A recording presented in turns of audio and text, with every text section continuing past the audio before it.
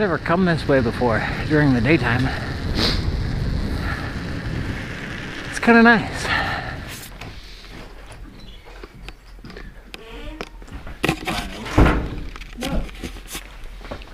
What's up? You should get home quicker than 44 minutes today, huh? Yeah. Yesterday. Was it 44 minutes yesterday? Huh? Was it 44? No. Oh. But I don't know how long it took yesterday. It definitely took longer. I would think. A few minutes. Mostly because at Canyon, it was a fine ride all the way until I got to Canyon Road, and then the side of Canyon, because it was garbage day, they didn't plow because all the cans along the side of the road. So there was, well, no, there was a wall of snow, and I got pushed into it, and I ended up having to push my bike through a big chunk of it until I finally got to a section that was kind of clear, and then I could ride again. But yeah, for the most part, it was just a wall of snow, and I hit it and just stopped. I'm like, all right, well, I guess I'm not riding here.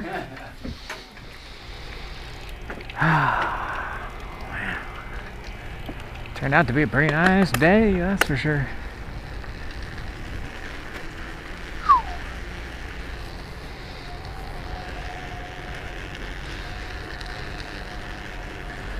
A light northwesterly wind.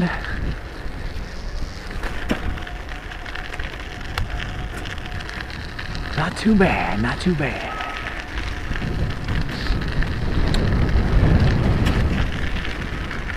Well, today's topic, driverless cars. I think I've kind of talked about this a little bit before.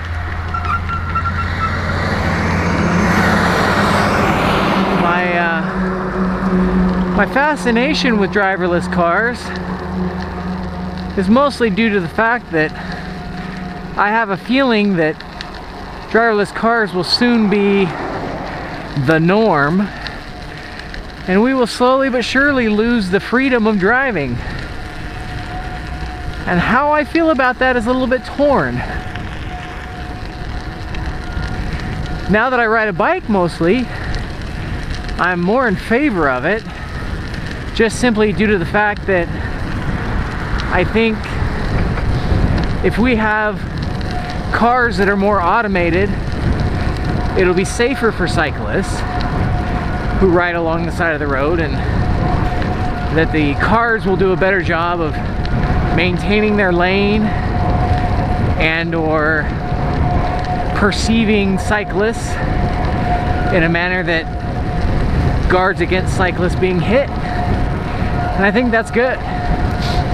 Now the other half of that equation obviously is cyclists. And if you're just riding like an idiot, like my friend Ryan often does in our videos together, if you're riding like that, even a driverless car might not be able to avoid you. But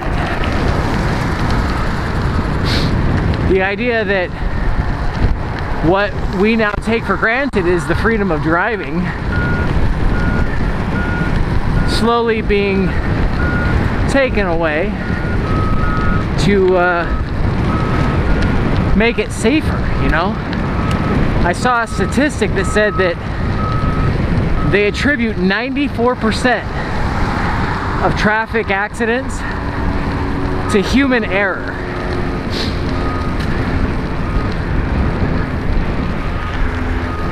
%. That's a pretty big number. I mean, you could almost even just round it off and say every accident is caused by human error. It's all muddy. Muddy, muddy.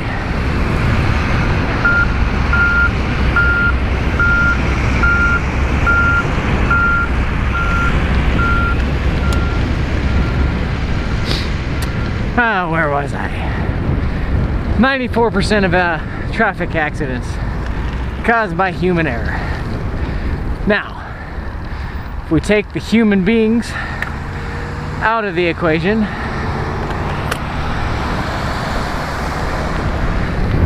we could eliminate just about every accident that's happening out there today. Right? I don't know. there's always numbers behind numbers that, you know, I don't know. But let's continue on.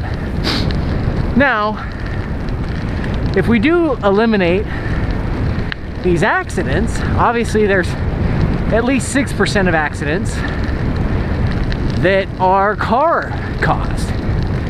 You know, we've seen a couple of them recently.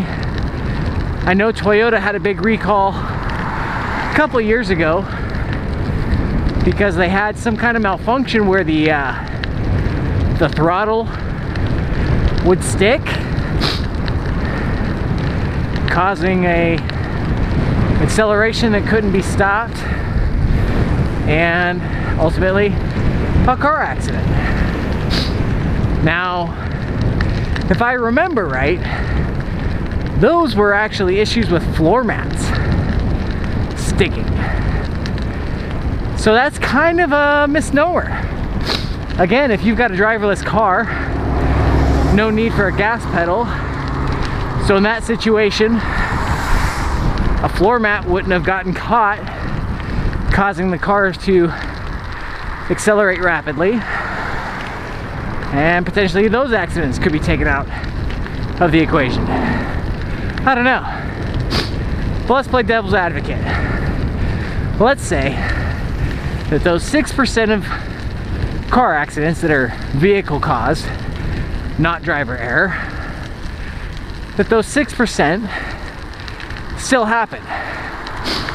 Here's my question. Who's responsible for paying for those damages? If you're not driving a car, are you responsible? If you're just a passenger in said car that somehow manages to cause an accident, is it the car company? And in those cases, let's say it is the car company because they designed the technology and the system and all that other stuff. Who pays for that? The obvious answer is, well, the consumer. If the car companies are, you know, having to pay these massive lawsuits, they'll just split those lawsuits up and divide it amongst the people buying new cars. So you as a consumer will pay a cost in the premium of the car to help pay for the litigation to fight lawsuits or defend themselves in court. Okay, well that's pretty straightforward and simple. But what does it do to other sources of income? For instance, car insurance. Now, you're gonna have to phase in driverless cars. You can't just snap your fingers and everybody all of a sudden has to have one.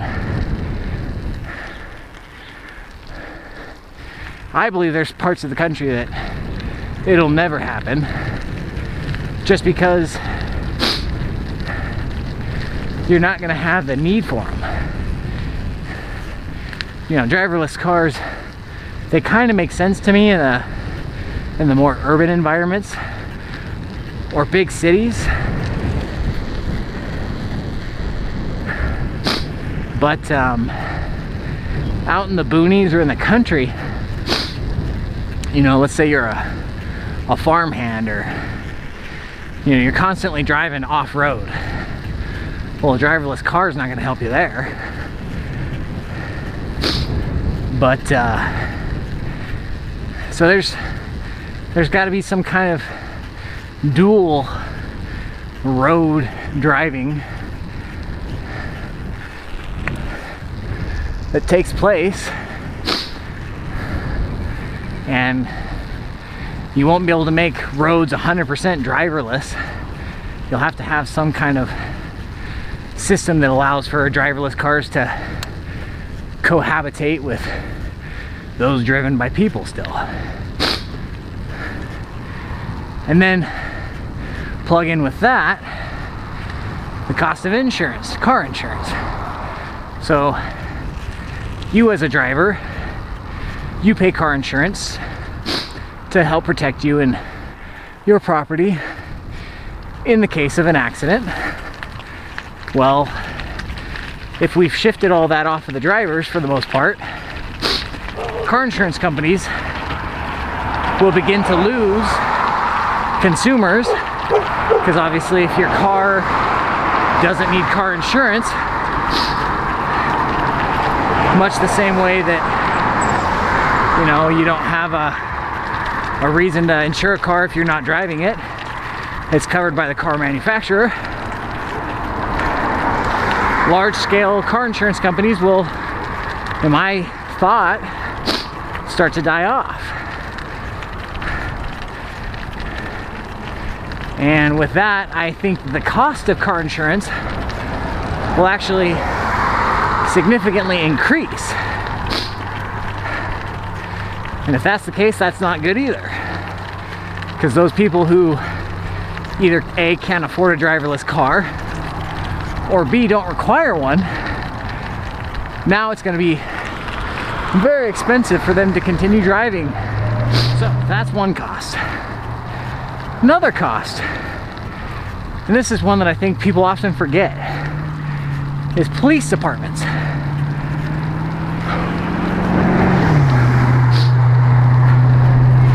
Police departments, I believe, get some kind of monetization out of writing tickets. And if you've got a driverless car, or predominantly driverless cars,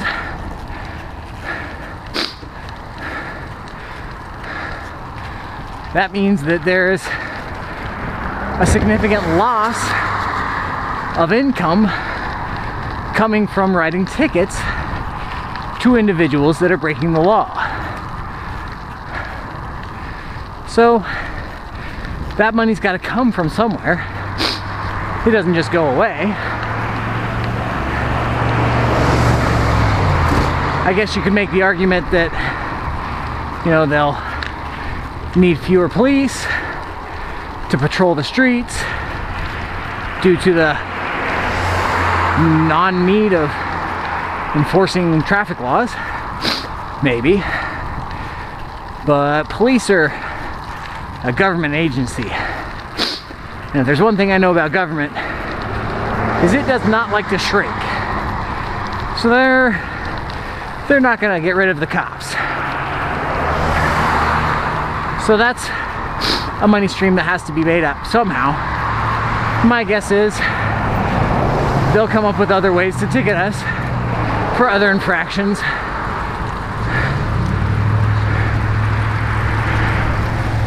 But we won't know till that day comes, obviously.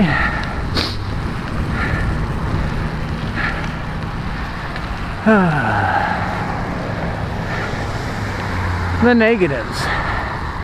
Why I would not want a driverless car. Well, let's think about this now.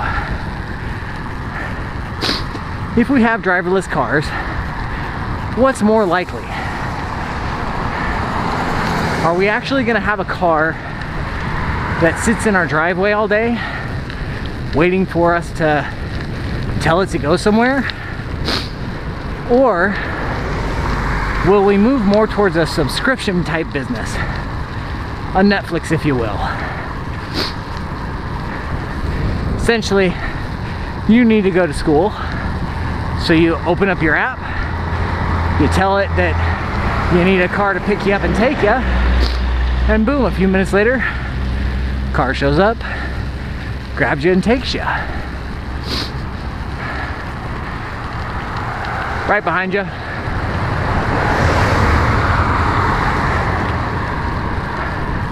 In my opinion, that will become very popular. Essentially, an Uber service without a driver that takes you where you need to go. And maybe you pay a monthly subscription that is mileage based or, you know, quality based. Because there will be some people that don't want to get picked up in a Kia Sedona they'll want to get picked up in some kind of a Mercedes. So they'll pay a higher subscription fee to have a higher luxury car that drives them around. I don't know. I'm not for that though. I like the idea of, you know, I need to get somewhere right now. I want to hop in my car and I want to go. So for me, the subscription thing, it's not really a bonus. And the freedom of being able to go wherever I want, it's kind of a downside, right? I like having control. I mean, there's a freedom to driving. If you're a driver, you know this. If you're not, well, you'll either never know it or you'll know it soon enough. I know there's some younger guys that watch my channel, and I'm talking to you on this one. But we'll see. Anyway, I figure I'll end it here. I think I've been talking for a while. So, other than that, what do you guys think about driverless cars in the future? Is it going to be a big thing, or is it going to be a thing we almost never see? How will it be? Let me know in the comments below.